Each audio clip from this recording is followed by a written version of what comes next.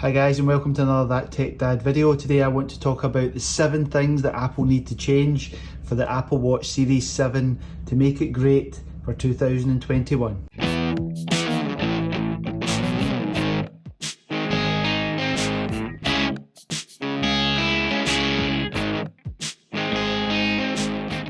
So as good as the Apple Watch Series 6 is, I love mine, but there's 7 things that Apple really need to up their game on before they release their Series 7 to make it a real winner. Number 1 is, as with all Apple products, is the battery life. I had a Series 4 Apple Watch and I got the advertised 18 hours of battery life, which lasted me 2 days, so I could go the whole weekend without worrying about charging up my watch, and it was absolutely fantastic. I actually didn't upgrade to the Series 5 because I didn't want to give up any of that battery life, because the Series 5 was the first one to introduce the always on display, and that impacted greatly on the battery life, so you were only getting 1 day out of the watch rather than 2 days, and I didn't want to give that up. So I actually skipped the Series 5 and kept a hold of my Series 4 for another year longer. However, Apple then decided to update the firmware on the Apple Watch Series 4, and that dramatically reduced my battery life from 2 days to 1 day. And at that point I wasn't getting any additional benefits from having a Series 4, so I may as well had the always on display. So I picked up the Series 6, and as much as I love it, the battery life kind of still sucks. I have to have loads of these guys everywhere. I have one in my office, one in my bedroom, one in my car, just to get me through a day to a day and a half. If I'm working out, if I'm doing a run, half an hour run, I have to definitely charge it every day. I sleep with it on at night using the amazing Auto Sleep app, which I will leave a link in the description below. It's a fantastic app. Much better than Apple sleep tracking, and much more detailed and much more information on that. If you want me to do a video on the auto tracking app, leave me a comment in the description below, but it's absolutely fantastic. To be fair to them, Apple have made the Series 6 quick charge a lot better, so that has helped. When I'm jumping in the shower or just need a quick top up, it does charge up much quicker, which is great, but it still kind of sucks. The second thing that Apple really need to address for the Series 7 is this guy, the charging puck. Every Apple charging cable now is double-sided. This one isn't, and it always ends up the wrong way, and it doesn't click in to charge. It always have to end up twisting it or turning it, and it's not obvious. If it was a different colour, I would know immediately that the charging puck was the right way up or it's the wrong way up, and I need to change it. But for me, always ends up that way up. I go to charge it and it doesn't work. It's so frustrating. Lightning cables are reversible, USB-Cs are reversible, MagSafes are reversible. This is the only charging cable that is not reversible, and it does my nut in. So Apple, please change this, or at least change the colour of the back side of it so I know it's the wrong way up and I need to change it around. It's so subtle, the depression in there, you just don't know, and I always end up trying to do it the wrong way. So Apple, Series 7, fix this charging puck. The third thing that Apple really need to change for the Series 7 is to make their glass so much harder.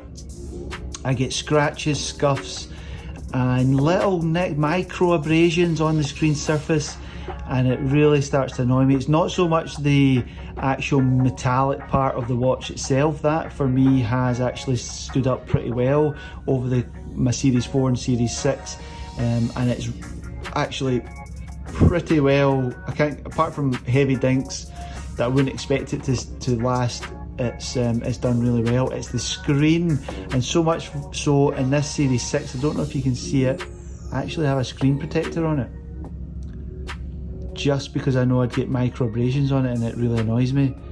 This screen protector I got off at Amazon. It's absolutely fantastic. I'll leave the link in the description below. It's a flexible, very thin plastic sheet over it that you can hardly even see. Just see it and the reflection there. However, it just stops the micro abrasions, and I can take it off and it's not been damaged at all. It just stops the micro abrasions you get, and it just keeps it looking good. I think what they should do is try and incorporate the iPhone 12 ceramic shield, which is much more sturdy, stops the micro abrasions, and would be much more durable long term, and probably negate the need for a screen protector around these things. They've got it on the Apple iPhone 12. They should start rolling it out to the Apple Watch as well, because this is more going to get a dink. Now, this screen protector isn't going to save it from a large crack, but it's just the scrapes and scratches that picks up very finely over the screen. Now, there are rumours of an Apple Watch Series 7, a rugged version, a rugged one, an athletic one and an everyday one. So maybe with a rugged Apple Watch Series 7 they would put some durable glass on there, maybe some tougher surround so it would actually protect the glass as well. So fingers crossed for that one. And we'll see what happens in September. The fourth thing that Apple really need to change for the Apple Series 7 watch to be a winner is this. They need to fix the ability to use your Apple Watch underwater. If you are a swimmer, you'll know exactly what I'm talking about. You can't end your workout when you're still in the pool if you want to get an accurate time for your laps, because it doesn't work underwater. It just doesn't register your touch, and it's so frustrating. You end up having to use the crown and the button together at the same time to pause it, so that you can then, once you've dried off your hands or dried off the watch itself, you can actually stop the workout. It's so frustrating. Samsung's glass and screens are really good at working underwater, and I don't know why, because I know Samsung actually supply a lot of the screens for Apple. I don't know if this is a Samsung screen, but Samsung's screens are perfectly usable underwater, so it can be done.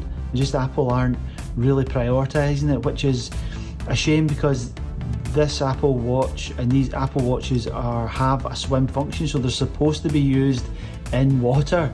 So the ability to not be able to touch the screen when it's in water is just really frustrating. And so for a tip for all you swimmers out there, when you finish your lap, press the crown and the button. That'll pause your workout, and then you can dry off your hands or the screen and to actually end the workout. But they really need to address this for the Series 7. I'm not holding out much hope, because the Apple iPhone 12 is still really bad at using the screen while it's underwater as well, so I'm not holding up much hope for that one. The fifth thing that Apple really need to focus on with the Apple Watch Series 7 is making it more fitness focused. This is advertised as a health watch, not a fitness watch, and for me that's great, but I would rather like to see a fitness focused approach to it. They could even take out the fancy ECG and the blood oxygen sensor that they added to the Series 7. Just leave the heart rate sensor, and even make the heart rate sensor even more accurate, or even make it quicker at acquiring your heart rate at the start of a workout, because I don't know how many workouts when I go back and look at the heart rate readout, it doesn't kick in for maybe 10-15 minutes.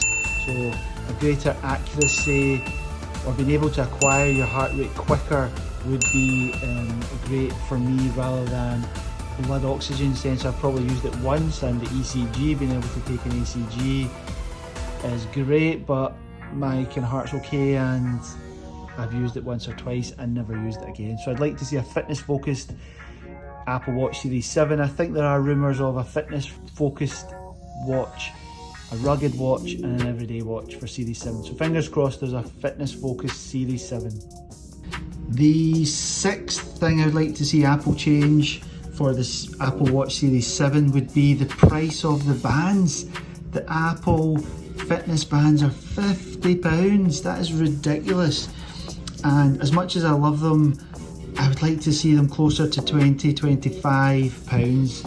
You can get a load on Amazon which are great, but they're just not quite as good. They're more flexible, over time they stretch, and I've found the Apple Watch proper ones, bands, to be much better, but the price of them is just terrible. £50 for an Apple Watch band is ridiculous. If you want, I'd like 2 or 3 different colours, or like a black one if I'm going to an interview or important meeting. I'd like to have a more blacked out band with that watch face. It makes it look really classy. Or if it's a sports workout that I'm doing, I like to wear the white one. But you just can't justify buying 2 or 3, and the ones on Amazon are great. I'll leave a link in the description below for some of the best ones, but they're just not as great as the Apple ones themselves. I guess you get what you pay for, but £50 as Apple is just a rip-off. The 7th thing I'd like to see Apple update for the Apple Watch Series 7 is to give the basic fitness app some love. It's been left as it is since the day it's come out, really, with very little updates at all. Last year I think they were putting all their effort into this Fitness Plus subscription model, which is obviously good for the revenues, but even for somebody who doesn't want to pay the £9.99 a month for the Fitness Plus, it's still taking centre stage in the app, and that could be used for information or fitness stats, which I actually use, rather than something which I'm just not going to use, taking up major space in my app. So I'd like to see the option to take that away, but also just on the actual plain bog standard workout app, I think it needs an update to bring it closer to something like My Run or My Fitness Pal or Strava, because, for example, on a run like this, I can't tell what my maximum speed was, my minimum speed was. The maps, when you go into the maps, it's not interactive. It does move about and you can zoom in and zoom out, but if you've seen the Strava apps or My Fitness Pal apps, the map's interactive and it'll tell you, there'll be a counter that goes through as you move your thumb over your route that tells you your speed and your stats and your pace and your distance for each one. So I'd like something more like that to bring it up to the level of a Strava app. Plus, I would also like to see, it's confusing to have a fitness app, a health app and a watch app. Now, for some settings you change it in the watch, for some settings you change it in the health. For example, my running, I have my distance in kilometers per hour, but for my cycling I like to have it in miles per hour. To do this, you don't change it in the fitness app, you don't change it in the watch app, you change it on the health app. And if you want to change some other settings, you do it in the watch app. It's just really confusing. I think it could be condensed down into 1 or at least 2 apps. I don't think it needs 3 apps. And the other thing I'd like to see changed is I would like to see the native sleep app to be much better. I use Auto Sleep, which I'll leave in the description below. It's a fantastic app. It gives you all the amount of sleep information that you could possibly imagine and more. Apple's is very basic and gives you very limited information. This tracks your sleep automatically. You don't have to set your watch to go to sleep. It just does it automatically in the background, keeps a record for it, and it is the data that you get on it is absolutely great. So it's much more advanced than the Apple one, and I'd like to see them update that a bit more. So thanks guys for watching my video of the 7 things that Apple needs to do to make the Apple Watch Series 7 a winner. Please give me a like and a subscribe. I'm trying to reach a couple hundred subscribers in the next couple of months, so that would really help me out and it helps the channel grow and builds. Thanks very much for watching. Let's fingers crossed for an Apple Watch Series 7 that actually doesn't suck in 2021. Thanks guys.